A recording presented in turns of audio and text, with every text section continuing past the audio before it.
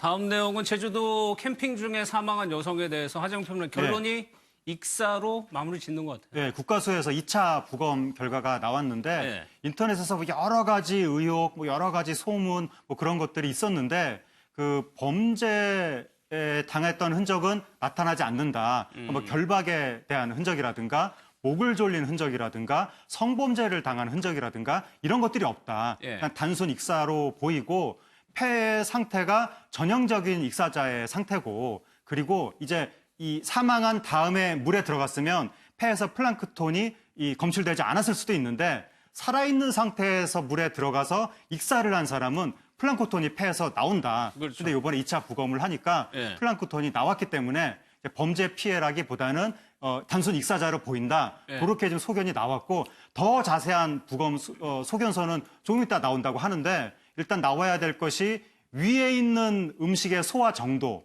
그리고 폐에서 어떤 물질이 나오는가. 그러니까 폐에서 만약에 이게 처음에 실종된 장소가 세화포구인데 예. 세화포구에서 발견될 수 있는 물질이 폐에서 나온다면 아 이분이 빠진 장소는 세화포구구나 확정이 되는 거고 그다음에 위에서 소화되지 않은 음식이 나온다면 아 이분이 세화포구에서 음식물을 먹은 직후에 바로 거기서 이제 변을 당했구나 그렇죠. 이렇게 추정이 되는 건데 그게 아니라 만약에 소화가 됐다 음식물이 그럼 이제 세화포구에서 다른 곳으로 이동했다는 말이 될 수도 있기 예. 때문에 말이 더 복잡해질 수 있는데 이 부분은 추후에 발표가 있을 것 같습니다. 그러니까 이 사건은 음주 후에 실족을 해가지고 이제 바다에 빠진 경우가 된 거예요. 지금 이제 결론은 그렇게 현재까지 조사 결과로는 그렇게 나오고 있는데 뭐 익사가 됐던 다른 원인이 됐던 고인의 명복은 비는 건 마찬가지인데 예.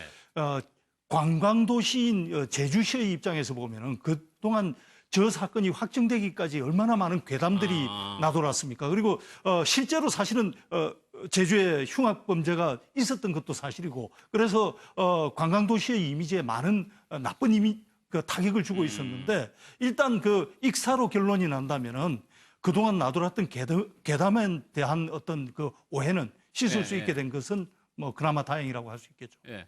근데 여전히 좀 미스테리가 가장 큰 미스테리가 어떻게 그 서귀표 가파도까지 갔느냐인데 또 전문가들 어민들은 또 그럴 수 있다라고 얘기를 했대요. 그러니까 해류의 흐름 같은 거를 저희가 잘 모르니까 네. 그러니까 그 부분이 뭐 전문가들이나 어민들은 이제 경험이 있으니까 어민들의 경우에 경험치로 얘기를 한다면 믿을 수 있을 텐데요.